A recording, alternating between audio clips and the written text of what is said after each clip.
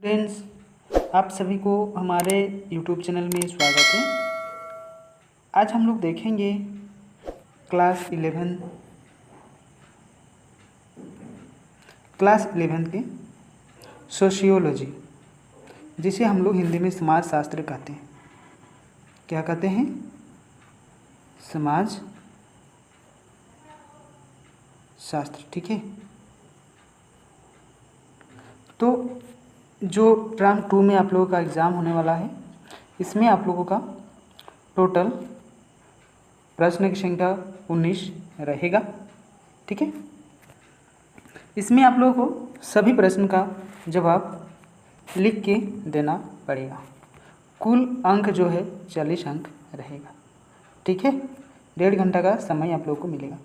तो आप लोग लिखने का जो अभ्यास है उसको आप लोग बढ़ाइए। लिखने का अभ्यास जो है आप लोगों को बढ़ाना है। ठीक है। नहीं तो दिक्कत होगा। हम लोग लिखने का अभ्यास थोड़ा बढ़ाना पड़ेगा। ठीक है। तो चलिए हम लोग शुरू करते हैं। पहले प्रश्न देखिए, समाजशास्त्र का जनक किन्हें कहा गया? तो इसका आंसर होगा अगस्त काम्ट को समाजशास्त्र का जनक कहा गया। इन्होंने सन 1838 में समाजशास्त्र को परिभाषित किया था। ठीक है। अब हम लोग दूसरा प्रश्न देखेंगे। समाजशास्त्र समाज का विज्ञान है, किसने कहा? वार्ड ने समाजशास्त्र को परिभाषित करते हुए कहा, समाजशास्त्र समाज का विज्ञान है। ठीक है।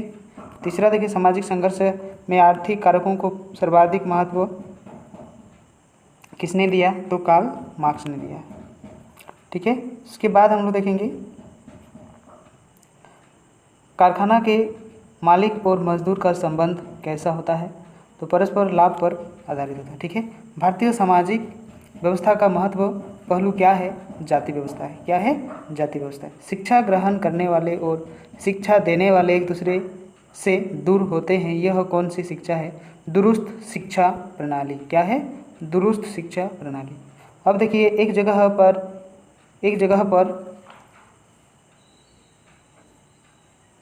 क्या है? एक जगह पर आमने सामने खड़ा व्यक्ति किस समूह की विशेषता है? तो यह एक प्राथमिक समूह की विशेषता है। ठीक है। अब हम लोग देखेंगे 7 नंबर वाला प्रश्न। एक जगह पर आमने सामने खड़ा, ये तो हो गया। 8 नंबर वाला प्रश्न देखिए, सामाजिक समूह किसे कहते हैं? सामाजिक समूह में आमने सामने के घनिष्ठ संबंध होते हैं। प्राथमिक समूह का आकार छोटा होता है। इसके सदस्य के उद्देश्य एवं इच्छाएं साधारणतया समान होती है। प्रसिद्ध समाजशास्त्री कूले के अनुसार प्राथमिक समूह से मेरा तात्पर्य उन समूहों से है जो घनिष्ठ आमने सामने के संबंध एवं सहयोग के जरिए लक्षित होते हैं। वे प्राथमिक कोई दृष्टिकोण से है, लेकिन मुख्य रूप से इस कारण से है कि वे व्यक्ति की सामाजिक प्रकृति तथा आदेशों के निर्माण करने में मौलिक है। ठीक है। चलिए 9 नंबर वाला प्रश्न देखिए। इसमें थोड़ा क्या है ना, आप लोगों को बड़ा बड़ा प्रश्न देखने को मिलेगा। ठीक है। आप लोगों को बड़ा बड़ा प्रश्न देखने को मिलेगा, तो इसमें आप लोग को आंसर भी उसी तरीके से देना है। ठीक है। तो देखिए, औपचारिक और अनौपचारिक समूहों में अंतर हम लोग को खोजना है। ठीक है। पहले हम लोग देखेंगे औपचारिक और अनौपचारिक समूह में निम्नलिखित अंतर हम लोग देखेंगे। देखिए, इसमें दिया हुआ है औपचारिक समूह फॉर्मल ग्रुप्स में क्या है। देखिए, औपचारिक समूहों का आशय बड़े संगठन या उसके एक बड़े भाग से है। दूसरा देखिए, एक औपचारिक समूह में हमेशा आदर्श श्रेणीबद्ध रचना या पदक्रम पद्धति होती है। तीसरा में देखिए, यह पद्धति कुछ निश्चित नियमों पर आधारित होती है। औपचारिक समूह परंपरागत नहीं होते हैं। औपचारिक समूह मानक और समरूप होते हैं। इन समूहों का आधार पूर्व निर्धारित उद्देश्य से होते हैं। ठीक है। अब हम लोग देखेंगे अनौपचारिक समूह में क्या है। इसमें भी हम लोग देखेंगे इनफॉर्मल ग्रुप्स ने लिए। एक अनौपचारिक समूह में व्यवस्था एवं संगठन का पूर्णतया अभाव पाया जाता है। इसका समूह आकार, पद्धति, समय, स्थान कुछ भी पूर्व निश्चित नहीं होता है। सभी कुछ आकस्मिक होता है, मतलब तुरंत पहले से निर्धारित नहीं रहता है। ठीक है। इसमें कोई निश्चित समय नहीं पाए जाते हैं। औपचारिक समूह अधिक परंपरागत होते हैं, जैसे कि पितृसत्तात्मक परिवार। और अनौपचारिक समूह मानव और समरूप नहीं होते हैं, विशेषकर जो बाहरी तौर पर बनाए जाते हैं। इन समूहों की नियमों के आधार व्यक्ति का व्यवहार और प्रत्येक सदस्यों के अंतरंग संबंध होते हैं। ठीक है, चलिए इसमें हम लोग देखेंगे अभी अंत समूह तथा बाह्य समूह में अंतर स्पष्ट कीजिए। हम लोग देखेंगे पहले अंत समूह क्या है। देखिए इसमें क्या होता है, इसमें हम भावना अथवा अपनापन पाया जाता है। इसमें संबंधों में निकटता पाई जाती है। अभी थोड़ा आप लोग को आवाज़ में दिक्कत होगा क्योंकि गर्मी बहुत है, इसीलिए फैन चल रहा है। ठीक है, इसीलिए आवाज़ थोड़ा आप लोगों का दिक्कत होगा। देखिए इसके अंतर्गत समूहों के सदस्यों में त्याग और सहानुभूति भी की भावना भी पाई जाती है। इसमें देखिए इसमें क्या है, मुख्य बात कुछ है। इसमें सुख और दुख की आंतरिक भावना पाई जाती है, सुख और दुख की। और देखिए इसमें अंत समूह बड़े भी हो सकते हैं। उदाहरण किसी भी हमले के समय देश के निवासियों में स्वयं अंत समूह बन जाता है। बाह्य समूह क्या है, आउट ग्रुप्स। इसमें हम भावना अथवा अपनेपन का अभाव पाया जाता है और इसमें संबंधों की दूरी भी पाई जाती है। ठीक है, और देखिए क्या है, इसमें त्याग और सहानुभूति का अनौपचारिक ढंग किया जाता है। ठीक है, और इसमें देखिए सुख दुख का बाहरी स्वरूप पाया जाता है। बाह्य समूह परिस्थिति के अनुसार भी हो सकते हैं। एक ही देश के निश्चित विभिन्न नगर के लोगों के हिंद मुस्लिम सिख ईसाई की भावना बाह्य समूह की प्रवृत्तियाँ है। ठीक है, 11 नंबर वाला प्रश्न देखिए क्या है। 11 नंबर वाला प्रश्न, द्वितीयक समूह की भावना बताइए।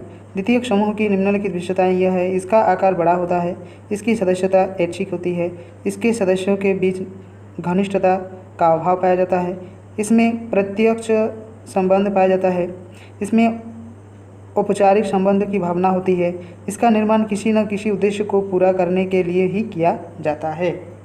ठीक है, अब देखिए हम लोग देखेंगे अभी अंत समूह की अवधारणा की व्याख्या। ठीक है, शॉमनर ने अपनी पुस्तक फुल क्वेज में अंत समूहों का उल्लेख किया है। अतः समूह के वे समूह हैं जिनका हम सदस्य होते हैं और जिनमें हमारा अपनापन होता है। इसके सदस्य में हम की भावना पाई जाती है। सभी सदस्य एक दूसरे से सहानुभूति रखते हैं और उनमें सुख दुख बांटने की इच्छा होती है। अपना परिवार, अपनी जाति, अपना राष्ट्र, इसके उदाहरण हम लोग दे सकते हैं। इस प्रकार का कोई निश्चित आकार नहीं होता है। आकार में यह छोटे से लेकर बड़ा तक होता है। अंत समूह के प्रति सदस्यों का व्यवहार पक्षपातपूर्ण होता है। वे इसे श्रेष्ठ मानते हैं और इनकी प्रशंसा करते हैं तथा इस पर गर्व करते हैं। ठीक है, अब देखिए हम लोग परिस्थिति से क्या तात्पर्य है, इसके प्रकार बताइए। जब कोई व्यक्ति किसी खास अवस्था में एक खास समय में एक निश्चित पद प्राप्त करता है तो उसे ही परिस्थिति कहा जाता है। इस प्रकार एक व्यक्ति की अनेक परिस्थितियां हो सकती है। जितने समूह में व्यक्ति का संबंध होता है उतनी ही परिस्थितियां उनके साथ होती है। आर लिल्टन ने समाज में पाई जाने वाली परिस्थितियों को दो भागों में बांटा है, प्रदत्त परिस्थिति और दूसरा है अर्जित परिस्थिति।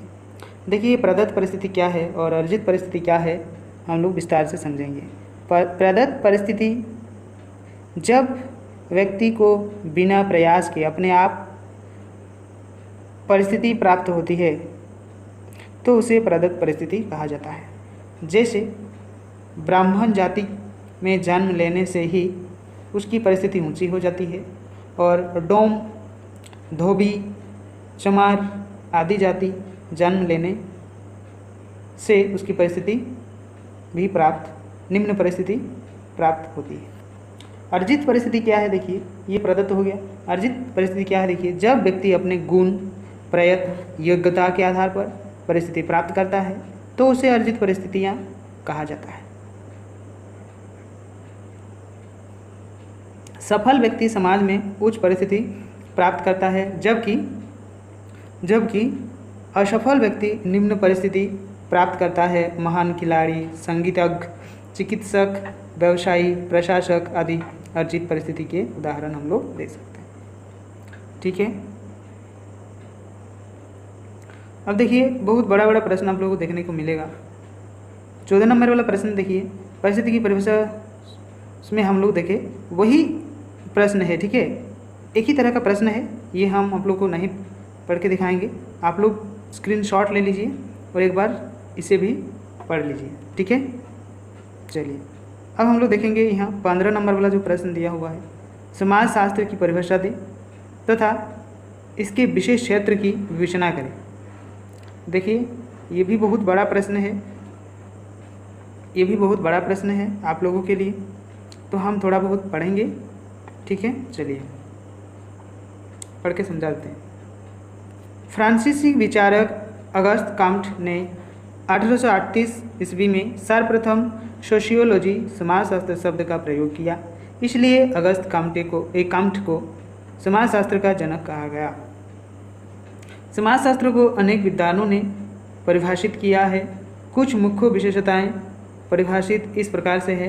L.F. वार्ड के अनुसार समाजशास्त्र समाज का वैज्ञानिक अध्ययन है और मैकाइवर एवं पेज के अनुसार समाजशास्त्र सामाजिक संबंधों के विषय में है। मैक्स वेबर के अनुसार क्या है, देखिए यहाँ दिया हुआ है, समाजशास्त्र वह विज्ञान है जो सामाजिक क्रियाओं का व्याख्यात्मक बोध कराने का भी प्रयत्न करता है।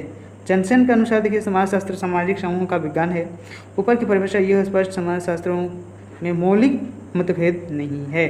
ठीक है, चलिए पूरा नहीं पढ़ेंगे क्योंकि इतना पढ़ेंगे तो ये वीडियो बहुत ज़्यादा लंबा हो जाएगा, आप लोग देख नहीं पाएंगे, इसीलिए ये छोटा रहेगा। आप लोग स्क्रीनशॉट लीजिए, एक बार पूरा रट्टा मार दीजिए। कहीं भी समझ में नहीं आएगा तो हमें ज़रूर बताइए, उसको हम समझाने का पूरा प्रयास करेंगे। ठीक है, समझाने का पूरा प्रयास करेंगे। ठीक है, इस नंबर पर व्हाट्सएप करके पूछ सकते हैं कोई भी समस्या हो पढ़ाई से। ठीक है, तो चलिए आगे प्रश्न हम लोग देखते हैं। इसको स्क्रीनशॉट आप लोग ले लीजिए, इसका स्क्रीनशॉट ले लीजिए। ठीक है, चलिए यहाँ देखिए सामाजिक समूह क्या है, ये छोटा मोटा दिया हुआ है और उसके बाद इसके प्रकारों का भी वर्णन करना है। देखिए समाज क्या है, देखिए इसमें हम लोग देखेंगे जब दो या दो से अधिक व्यक्ति सामान्य हितों के लिए परस्पर संबंधित स्थापित करते हैं तथा एक दूसरे को प्रभावित करते हैं तो एक समूह का निर्माण होता है जिसे सामाजिक समूह कहा जाता है। इसके बाद देखिए ऐच्छिक समूह है, अनिवार्य समूह है। ठीक है, अनिवार्य समूह है, अंत समूह है, बाह्य समूह है। ये पॉइंट्स आप लोगों को लिखना है और उसके बाद ये सारा चीज़ को लिख डालना है। ठीक है, तो आप लोग इसे भी याद कर लीजिए, प्राथमिक समूह है, द्वितीयक समूह है। ठीक है, और 17 नंबर वाला ये प्रश्न आप लोग पॉइंट्स को अपने कॉपी में लिख लीजिए और इसको आप लोग अपने भाषा में लिखिए, किताब की भाषा में नहीं। ठीक है, 17 नंबर प्रश्न देखिए सामाजिक समूह से आप क्या समझते हैं। तो जो ऊपर में हम लोग पढ़े समाज, तो उसी तरीके का ये भी आंसर होगा, देख पा रहे हैं आप लोग। ठीक है, इसका स्क्रीनशॉट लीजिए और ये जो पॉइंट्स दिया हुआ है इस पॉइंट्स को भी आप लोग लिख लीजिए। ठीक है, चलिए ये 8 नंबर देखिए संस्कृति से आप क्या समझते हैं। संस्कृति तथा सभ्यता में अंतर बताना है। तो ये संस्कृति देखिए, संस्कृति की सबसे प्राचीन एवं मशहूर परिभाषा टायलर ने दी है।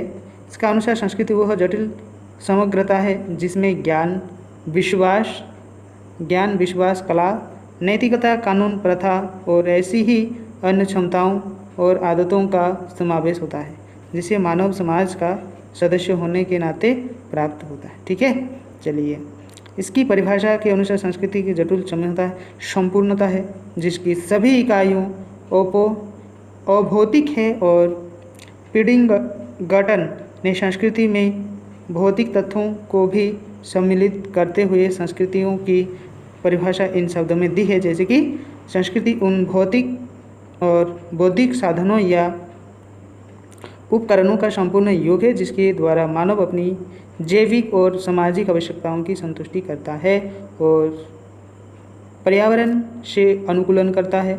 और इस प्रकार उन्होंने संस्कृति में भौतिक तथा अभौतिक दोनों तत्वों को शामिल किया है। ठीक है, चलिए ये भी उसके बाद वही चीज़ को दोहराया गया है, आप लोग देख पा रहे होंगे। इसका भी स्क्रीनशॉट ले लीजिए और अपने से एक बार पढ़ लीजिए। अभी देखिए 19 नंबर वाला लास्ट जो प्रश्न है इसमें क्या कह रहा है, देखिए सामाजिक स्तरीकरण क्या है, इसकी विशेषता और विवेचना करना है। ठीक है, तो ये आप लोग स्क्रीनशॉट लीजिए। देखिए सार्वभौमिकता है, चेतन प्रक्रिया है, समाज का विभाजन है, खेती विभाजन है, श्रेष्ठता एवं अधीनता का संबंध है, वैयक्तिक प्रक्रिया है और मनोवृत्ति का निर्धारण है और अनेक आधार है। ठीक है, तो ये हम लोग अभी देखें सोशियोलॉजी का। ठीक है,